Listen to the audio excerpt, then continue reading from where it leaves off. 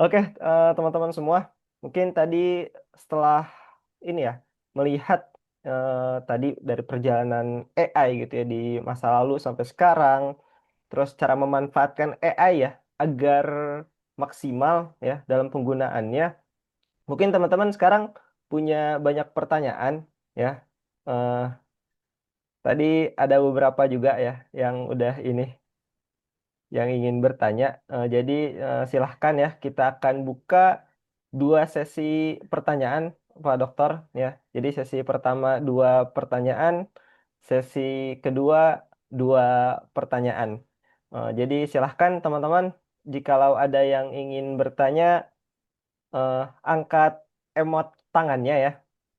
Silahkan diangkat emot tangannya dan kemudian silahkan menyampaikan pertanyaannya saat sudah dipersilahkan.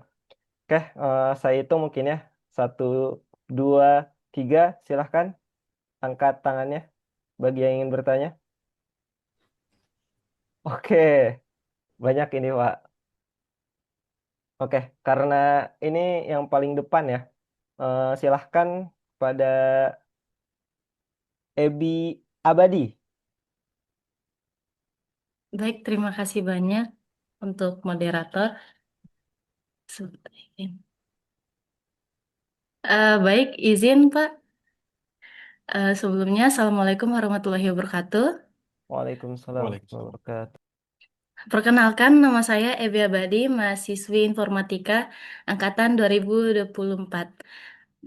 Materi ini sangat bermanfaat banget ya, dan materinya luar biasa banget. Saya excited, jadi agak gugup gitu Pak. Mohon maaf sebelumnya.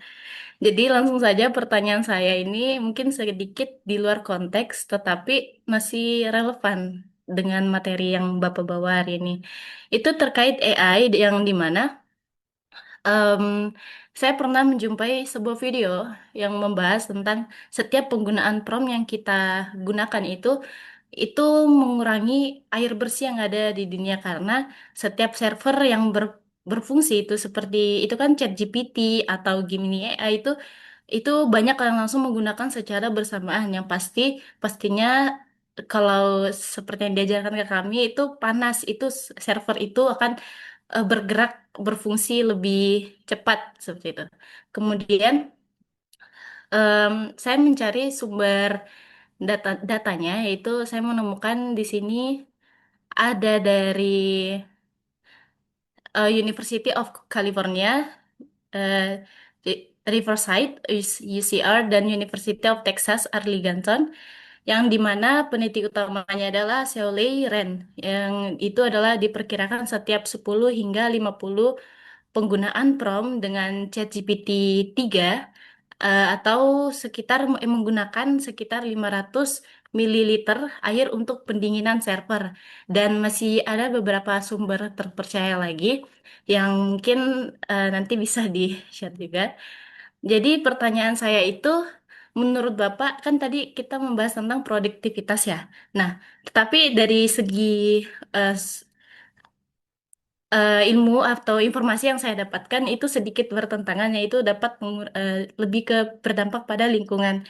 Jadi menurut Bapak nih, apa tindakan yang tepat dan dapat kita lakukan sebagai pengguna AI itu sendiri, apalagi mahasiswa ya, yang tadi Bapak sempat mention itu sedikit-sedikit kita mencarinya lewat AI gitu.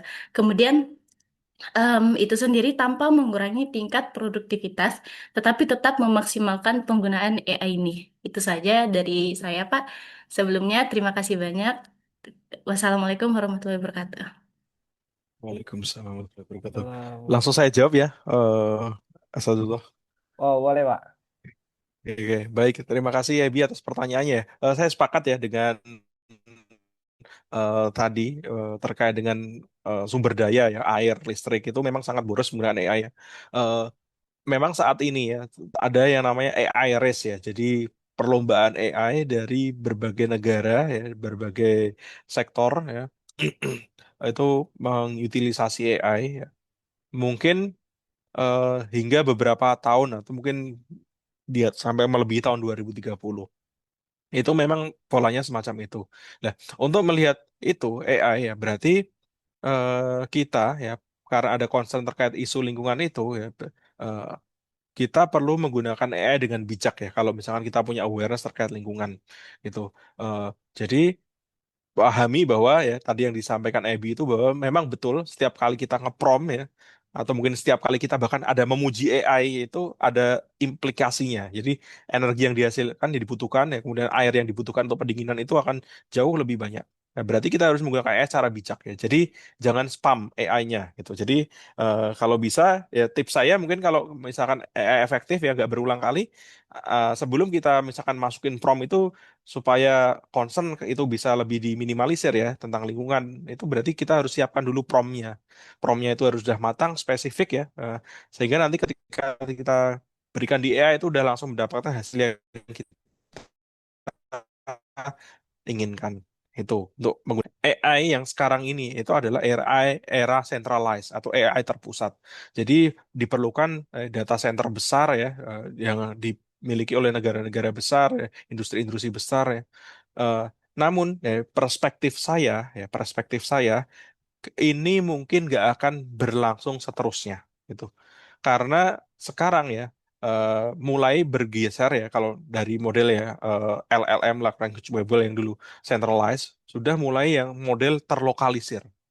Jadi kita nggak lagi membutuhkan kayak data center terpusat besar ya, tapi udah mulai terlokalisir.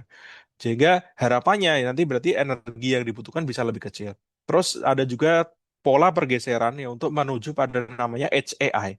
Jadi AI itu yang sekarang yang GPT itu kan kita harus kirim datanya ke OpenAI itu, kemudian dikirim balik kita tulis jawabannya itu nanti AI itu diterapkan ya di edge itu berarti di tepi. Ya, berarti mungkin kayak perangkat-perangkat kita yang ada di rumah, smart home itu elemen-elemen kita udah menggunakan AI yang mungkin kurang lebih levelnya seperti ChatGPT tapi untuk keperluan yang spesifik. Itu akan ada tren ke sana. Dan ini mungkin saya eh, singgung sedikit juga ya bahwa kalau teman-teman pernah tahu ya ada mantan kepala saintis bidang sains Meta atau Facebook. Ada namanya Yan LeCun. Dia adalah muridnya tadi pemenang Nobel AI ya.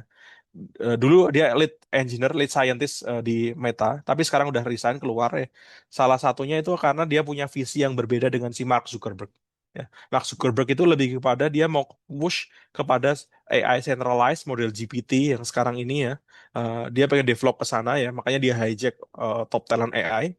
Tapi si Ryan Legend ini dia punya visi lain ya. Jadi kayaknya AI yang versi GPT LLM ini nggak akan bertahan lama ya.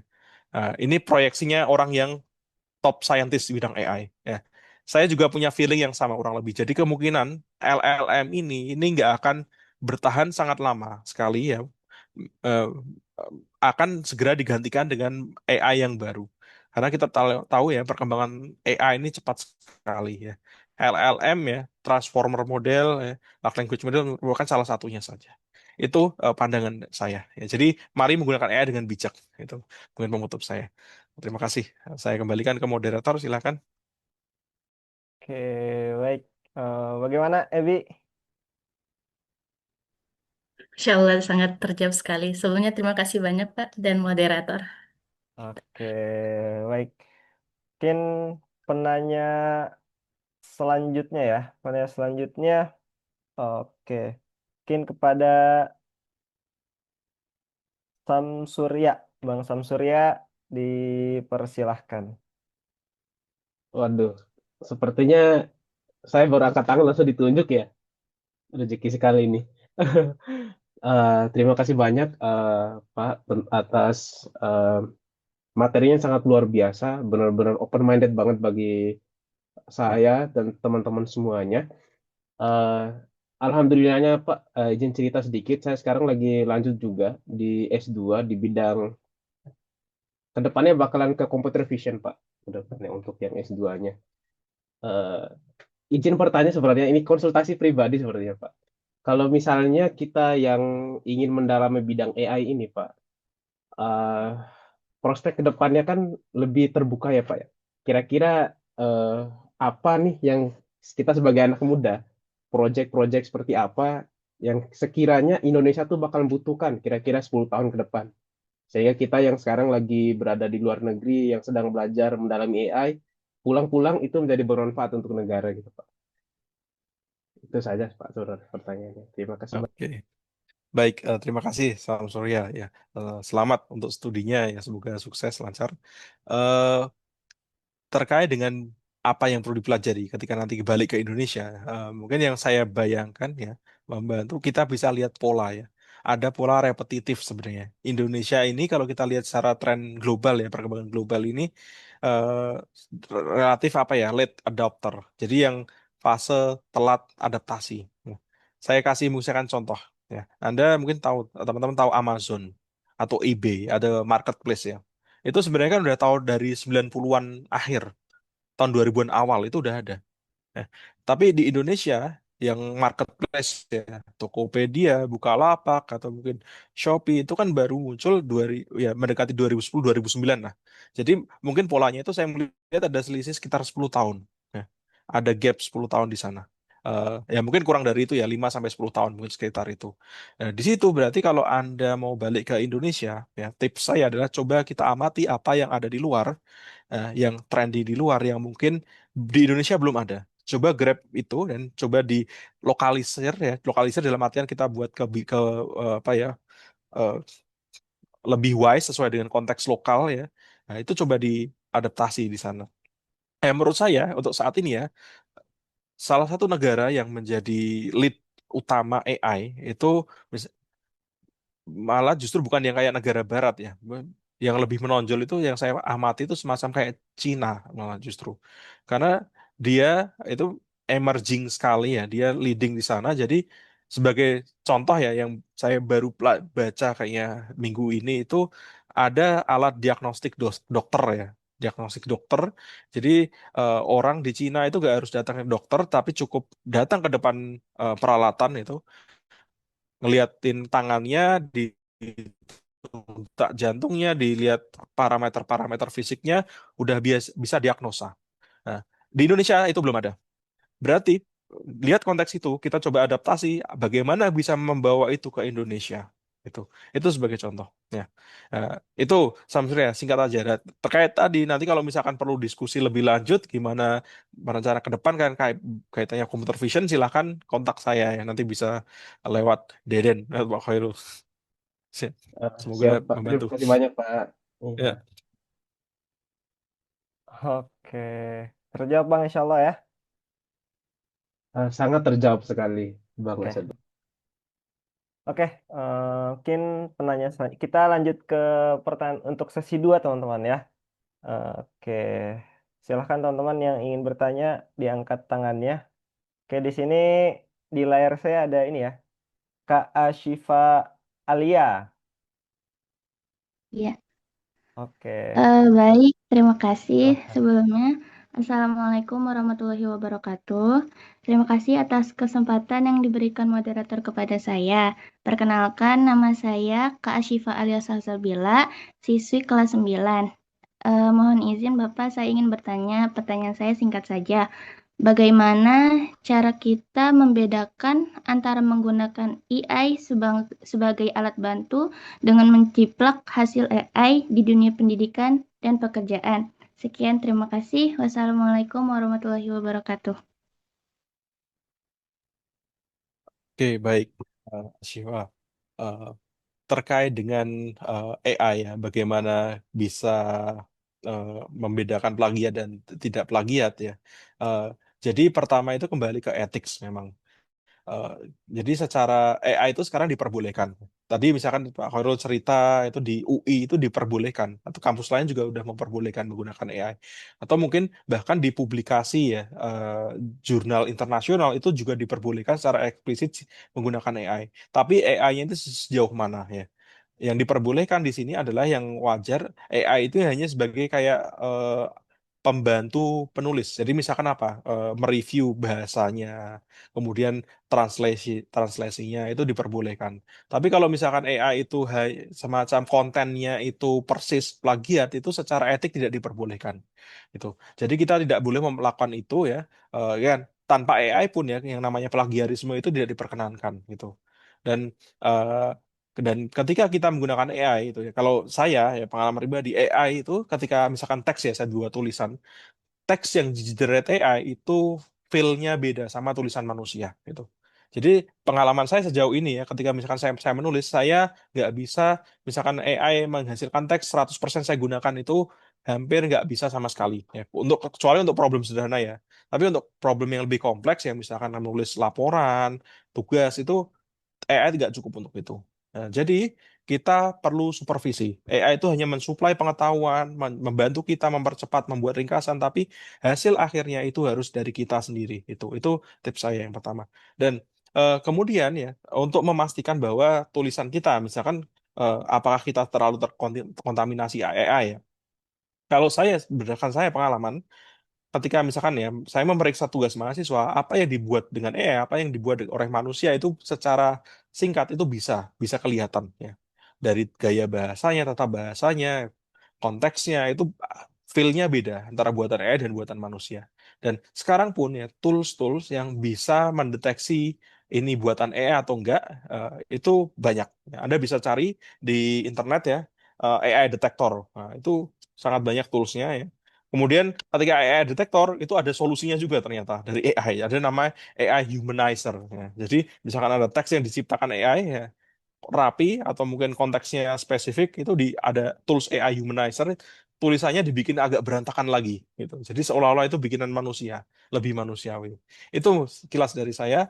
Jadi AI silakan digunakan ya secara etik tapi kita nggak boleh menggunakan 100% dari AI dan tadi yang seperti saya sampaikan di awal adalah AI hanya alat bantu.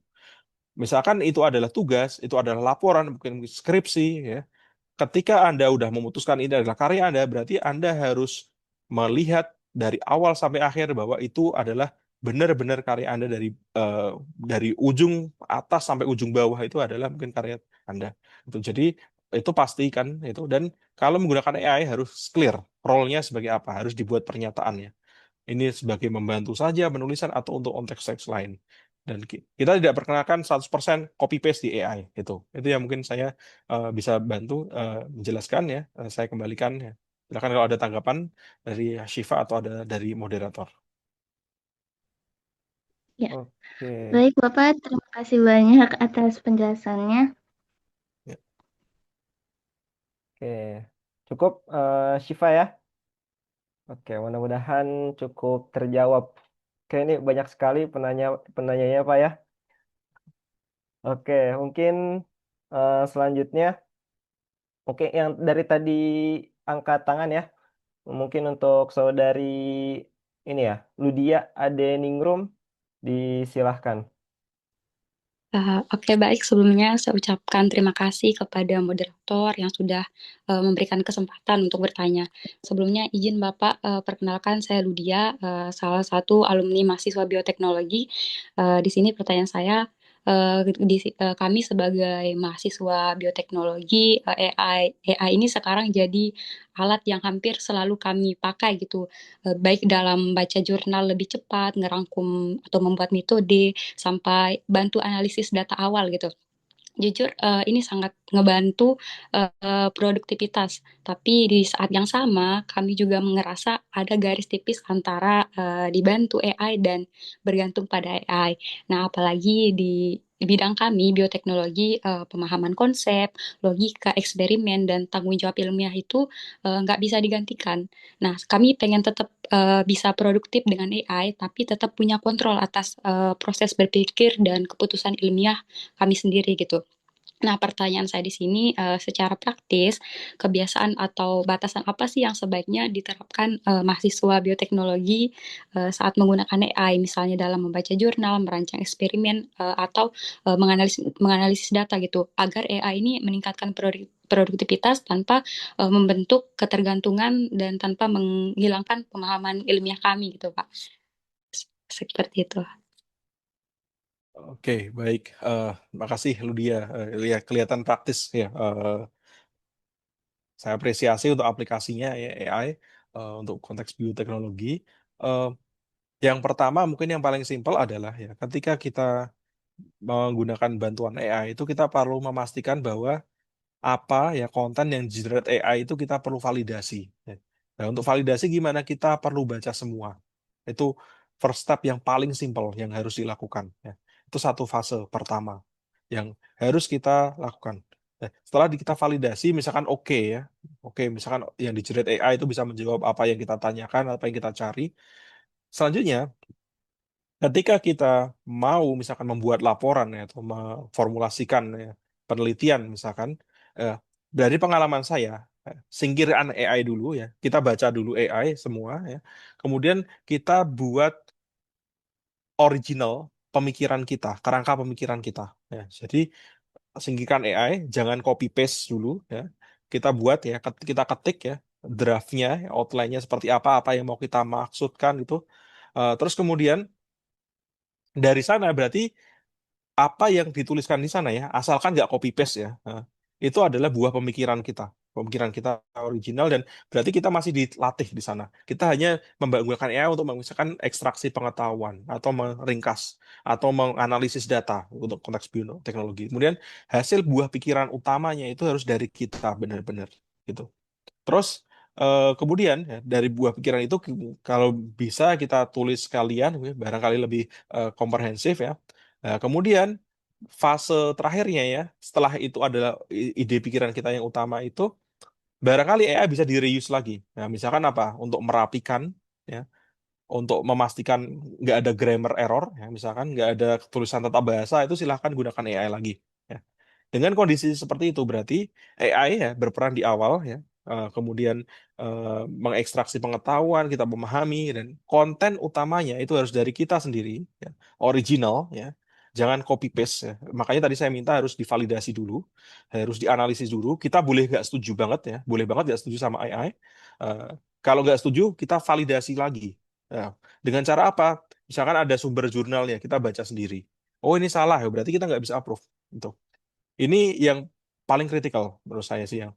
Ya, kalau misalkan di situ ada fase iterasi itu ya, kita validasi AI, terus kemudian kita bisa cross check AI itu benar atau salah ya. Eh, di sana berarti role kita sebagai peneliti ya, misalkan atau mahasiswa yang belajar dalam topik itu masih berfungsi. Kita fungsi sebagai manusia masih ada gitu. Core-nya sebagai buah pikiran kita, hasil pekerjaan kita itu masih dimungkinkan, masih kita apa ya, peran utamanya masih berguna sebagai seorang manusia gitu. Itu mungkin gambaran eh, apa yang bisa dilakukan ketika kita memanfaatkan AI ya. Jadi yang paling fatal ya kalau dari tadi yang saya gambarkan adalah jangan sekali-kali ya. Misalkan Anda minta prompt atau hasil AI itu copy paste langsung, masukkan ke laporan, masukkan ke hasil riset. Itu big no, itu pelanggaran gitu. Jadi kenapa manusia masih diperlukan, tadi yang saya sampaikan ya di awal adalah karena manusia masih dibutuhkan untuk sebagai validator, sebagai yang orang AI generated content 100%. Gitu.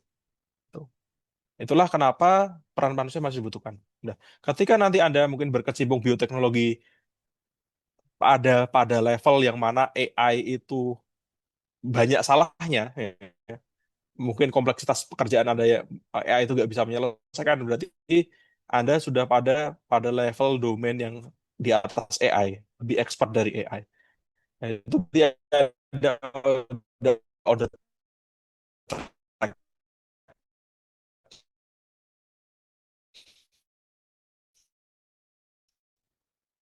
gitu.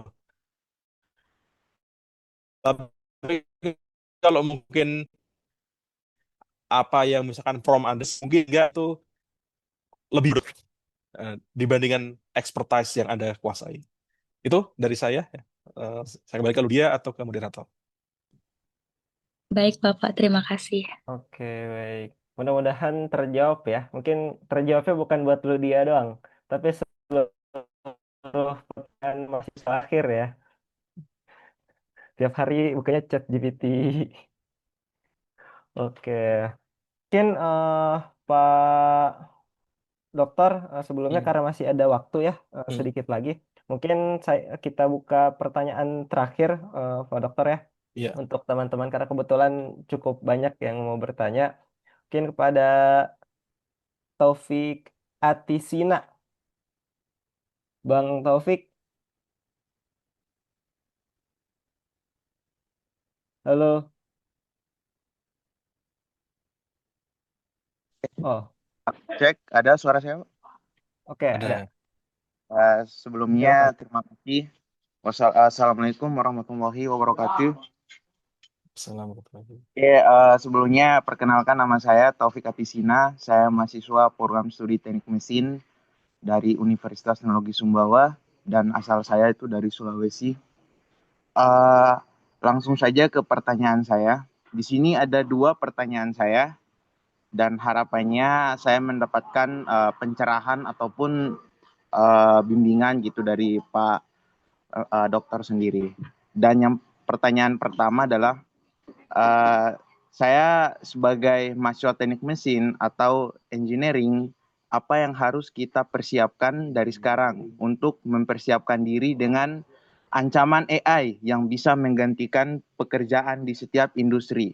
Ya, karena kita lihat di negara Cina itu rata-rata udah menggunakan robot yang sistemnya menggunakan intelijen atau AI. Dan juga walaupun AI ini memiliki batasan yang tidak bisa mengambil keputusan, tapi dan juga kinerjanya AI lebih mengefisiensi dari segi waktu dan juga tenaga. Dan harapannya apa yang harus kita persiapkan gitu. Itu untuk yang pertama. Dan yang kedua, antisipasi kita untuk tidak terlalu berketergantungan menggunakan AI. Karena di zaman sekarang segala macam aktivitas tuh tak jauh dari AI. Dan hal ini yang menjadi ancaman kita untuk pelajar membiasakan diri sehingga dia kurang menggunakan akal pikirannya sendiri. Seperti itu untuk pertanyaan saya, Pak. Terima kasih.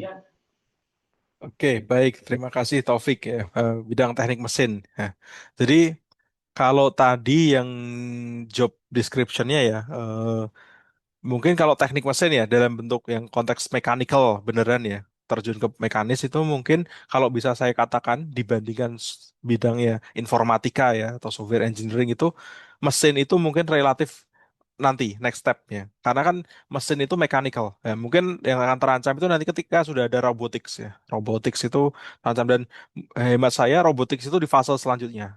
Jadi belum di mungkin dalam waktu dekat ini sampai bisa menggantikan manusia sepenuhnya gitu. Namun demikian ya, secara umum ya teknik mesin berarti eh, eh, gimana menggunakan AI itu dan menghadapi AI itu berarti Anda harus eh, eh, yang tadi yang tips menurut saya berlaku untuk general ya. Jadi Taufik harus mendalami teknik mesin sedalam mungkin ya. Ini ya, sesuai dengan bidang keilmuan ya. Saya bukan dari teknik mesin tapi Taufik harus lebih tahu itu tentang teknik mesin dan gunakan juga AI untuk media untuk membelajar. Nah, misalkan eh, untuk menganalisis data mesin atau melihat pola-pola dari mesinnya. Karena AI ini itu masuk ke semua bidang gitu. Termasuk saya rasa mechanical engineering jadi salah satu area yang dimana sudah mulai menerapkan AI. Misalkan ya, contoh kasus yang saya tahu itu untuk mendiagnosa mobil, ya, kendaraan itu. Ada parameter-parameter dari kendaraan ya, ya mungkin dulu itu perlu dicek, dibongkar ya, tapi tanpa harus dibongkar dengan apa record data yang ada, historical data yang ada, itu dengan parameter yang ada, itu kita bisa mengetahui, memprediksi ini usia mesin berapa lama lagi harus dibongkar, kesehatannya seperti apa, itu contoh. Taufik bisa mempelajari hal semacam itu. Ya. Eh, Gimana misalkan ada keyword ya kata kunci namanya predictive maintenance ya. Mungkin berkaitan dengan konteks mesin, Taufik bisa eksplorasi ke arah sana.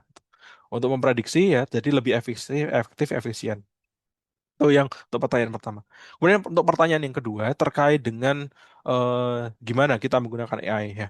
Ya, AI itu memang ada resikonya. Jadi kalau kita terlalu banyak menggunakan AI itu nanti ada namanya eh, brain rot ya. Jadi kalau translate-nya ada mungkin otaknya membusuk. Ya. Membusuk bukan karena busuk ya, tapi karena jarang dipakai. Ini memang sudah mulai kelihatan, kelihatan apa ya indikasi salah satu dampaknya ya, bukan hanya di eh, mahasiswa aja, tapi juga di konteks orang dewasa. Karena kemampuannya itu mulai berkurang, karena mulai sangat reliant, sangat bergantung sama AI ya.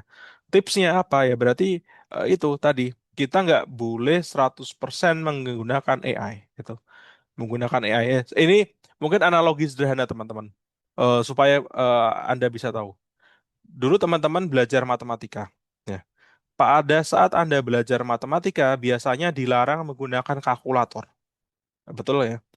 Kenapa? Karena saat SD, guru Anda harus belajar berkalian penjumlahan ya, pembagian tanpa menggunakan kalkulator supaya tahu prosesnya. Gitu. Padahal saat itu udah ada kalkulator. Nah, terus berarti artinya apa? Nah, berarti asumsikan AI itu kayak kalkulator aja. Gitu. Kita tahu ada kalkulator, kita tahu ada AI, tapi kita punya kontrol diri. Kapan kita menggunakan kalkulator, kapan kita menggunakan AI. Gitu.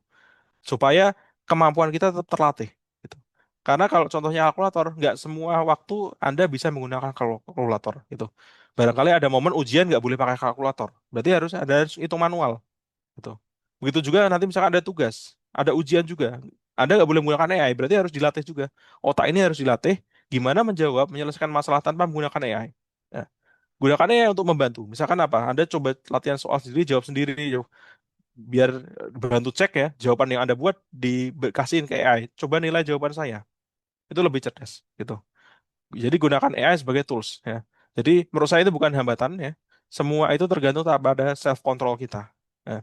Karena case tadi kalkulator ya. Dari zaman dulu udah ada kalkulator, tapi murid SD ya namanya belajar menghitung nggak boleh pakai kalkulator. Gitu. Itu analoginya ya, saya harap bisa menjawab. Jadi self control menjadi utama sehingga kemampuan kita tetap terlatih ya, gunakan AI secara cerdas. Sama halnya dulu kalau kita belajar ya, misalkan kita mengerjakan soal ya, saya ingat waktu waktu SD ya, eh, mengerjakan soal itu harus tanpa menggunakan kalkulator karena melatih otak gitu.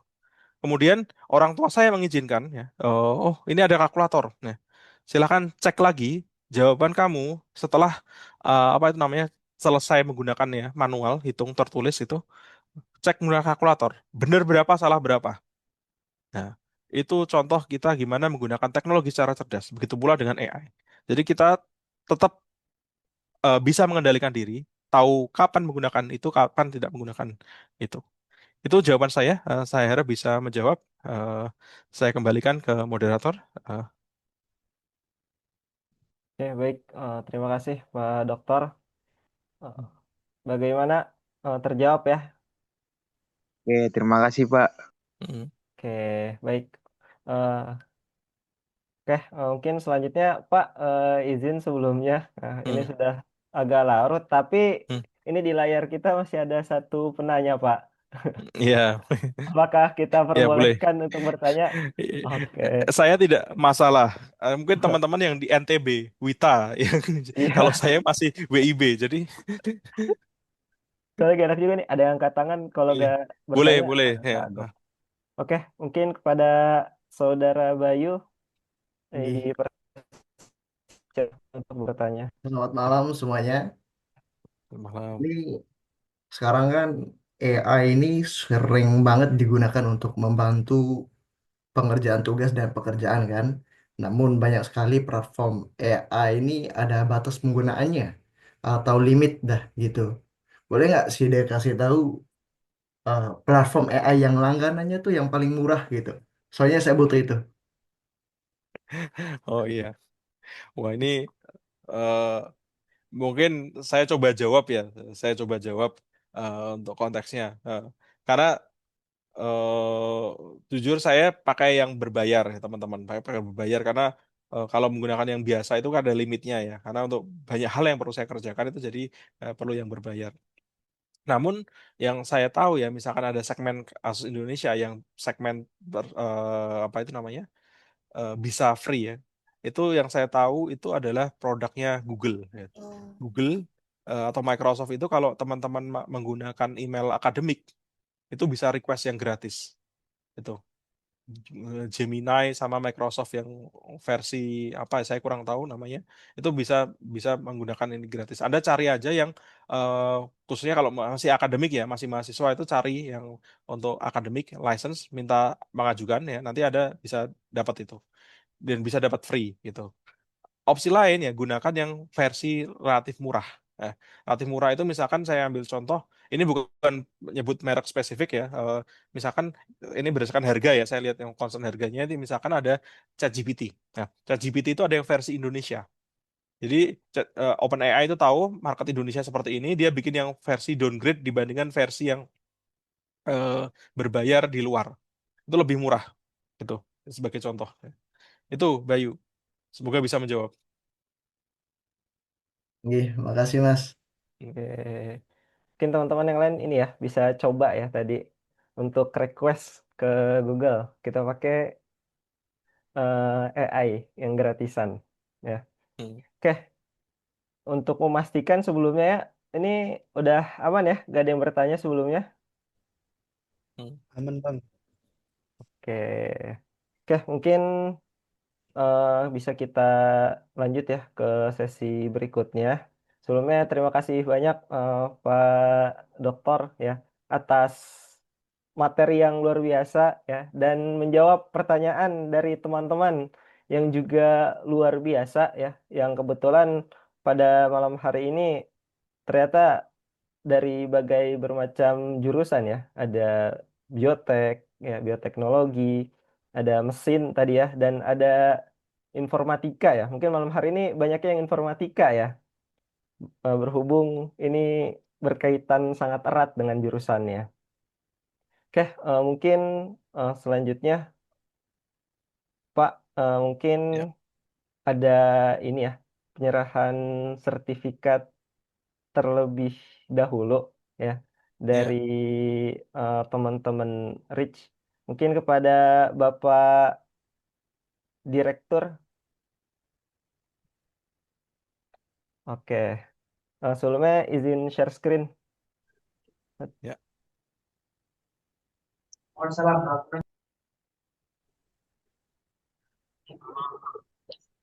Ya, baik.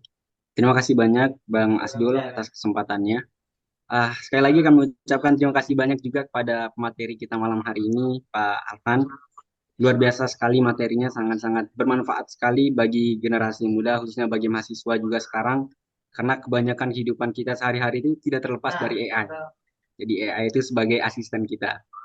Nah, jadi silakan Bang Asdul untuk share screen.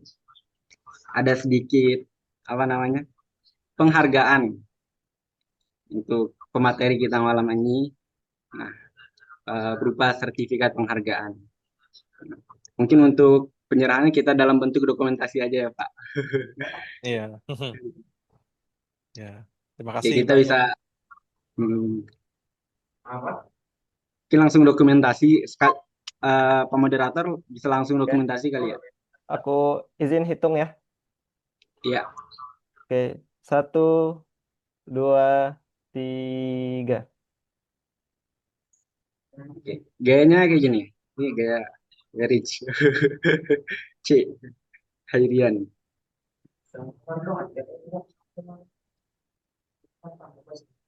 Silakan Pak moderator. Oke, sudah. Ah, Oke. Oke, sudah. Ya, terima kasih banyak pada Pak Alvan. Mungkin ada yang ingin disampaikan terkait dengan tugas peserta nanti, Pak. Oh, Ingat, boleh. ya. Oke, jadi teman-teman yang masih bertahan ya. Jadi saya mau share challenge buat teman-teman. Udah kelihatan belum ya screen saya? Terlihat, Pak. Oke, ini terbuka ya teman-teman bagi yang tertarik saja. Ya saya jadi mau memberikan untuk satu orang terbaik ya yang bisa ngeprom AI paling bagus ya, hasilnya paling bagus. Satu orang terbaik ya. Yang bagi yang tertarik silahkan Anda bisa submit ya. Eh, jadi saya menyediakan Google Form ya. Nanti kalau mau upload perlu login dulu ya pakai Google, akun Google, Gmail. Dan nanti teman-teman buatlah promnya ya. Jadi intinya adalah ada eh, satu poster AI ya, visual ya, menggambarkan visualisasi peran Anda ke depan untuk Indonesia. Gitu.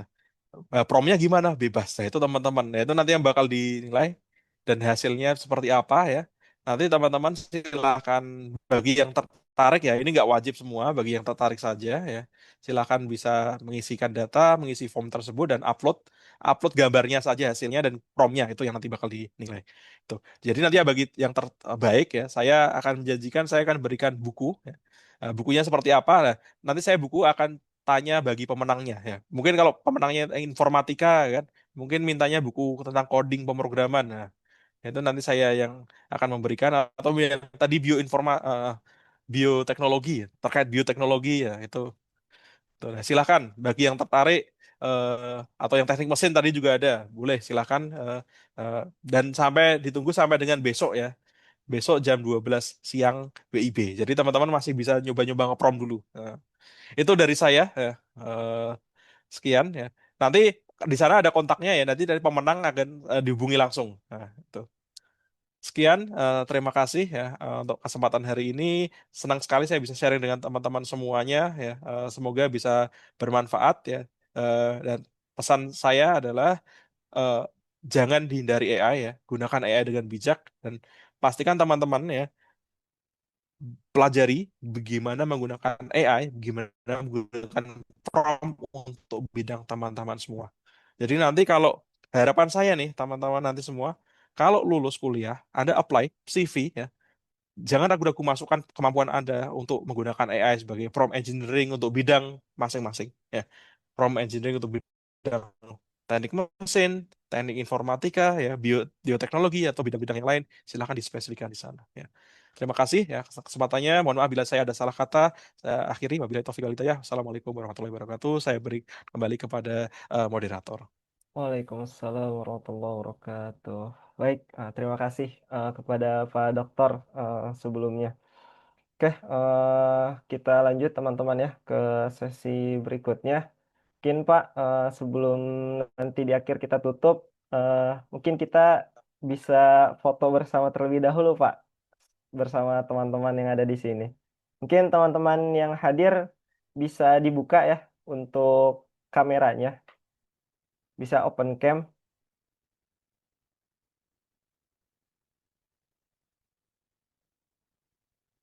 Ayo open open. Nah,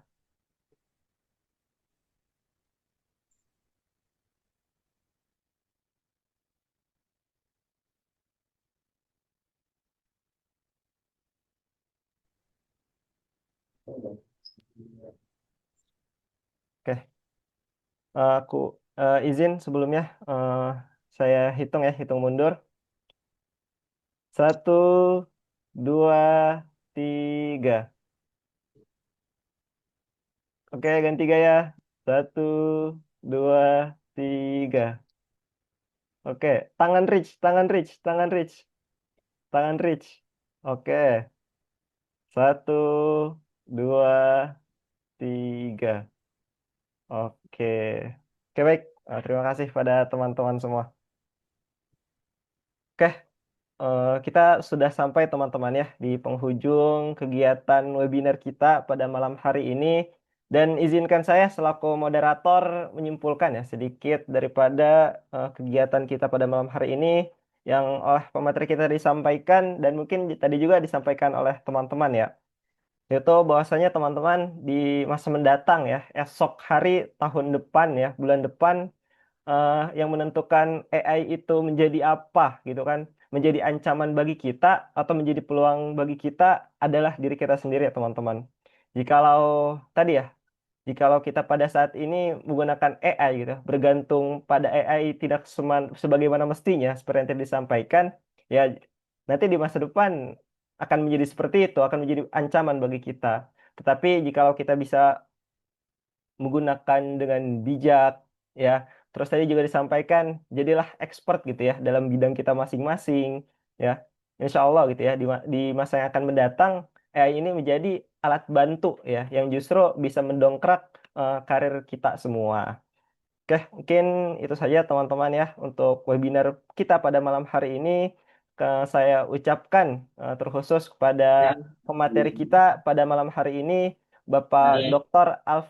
Alvan Prasekal ya, dan juga kepada Founder Rich, Bapak Khairul Hudaya PhD, dan juga kepada Bapak Direktur ya, Rich, Abang Deden Priawan, dan juga kepada seluruh teman-teman yang saya banggakan, teman-teman ya, sahabat Rich kita sebutnya, teman-teman yang ikut ini, untuk kehadirannya pada malam hari ini. Oke baik, teman-teman Sama semua. jangan lupa itu Bang, untuk 4 penanya tercepat tadi. Oh iya. Nanti Oke, suruh kirim nomor rekeningnya ke saya Bang. Oke, tadi untuk ini ya, eh, Mbak Ebi, Bang Samsurya, Ludia, sama Kak Ashifa ya, Kak Shifa ya. Silahkan nanti eh, chat Bang Deden ya. Nanti akan ada hadiah lah ya untuk teman-teman yang tadi sebagai penanya tercepat. Lumayan buat beli martabak malam-malam. Nah, martabak tahun baru. Oke, baik teman-teman semua. Eh, Mungkin segitu ya. Cukup segitu pada agenda kita pada malam hari ini. Apabila kami selaku penyelenggara banyak kekurangan dan salah kata pada kegiatan kali ini, mohon dimaafkan ya sebanyak-banyaknya. Mohon dibukakan pintu maaf. Eh, saya pamit undur diri. Kita tutup sama-sama kegiatan kita dengan baca Alhamdulillah. Alhamdulillahirabbil alamin. Alhamdulillah Rabbil Alamin. Oke. Dan saya ucapkan terima kasih sebesar-besarnya dan wassalamualaikum warahmatullahi wabarakatuh. Waalaikumsalam warahmatullahi Waalaikumsalam wabarakatuh. warahmatullahi wabarakatuh. Waalaikumsalam. Izin Pak Alvan, tadi banyak peserta yang minta untuk kirimkan materinya, Oh apakah iya, boleh? boleh. Nanti saya kirim ke Deden ya. Siap-siap Pak, Ah, terima kasih. ada Deden. Nanti biar di-share Deden. Habis ini saya Siap, kirim. siap, terima kasih banyak Pak. Oke. Terima Sampai. kasih semua. Oke, terima kasih Kemudian guys. suara yang cukup muncul, astaga, Harimau, astaga. Jangan lupa ikut Halo Bayu, minggu selanjutnya ya guys. itu Bayu. Iya Bayu. Udah, infokan Bayu. lagi Dodi, infokan lagi. Sudah. Bayu.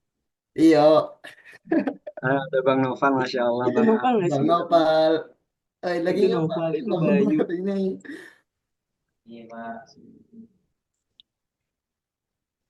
Dadah guys, terima kasih untuk malam ini Dodi, Deden, Bang Fikram, Si Noval mana tadi? Dia udah keluar.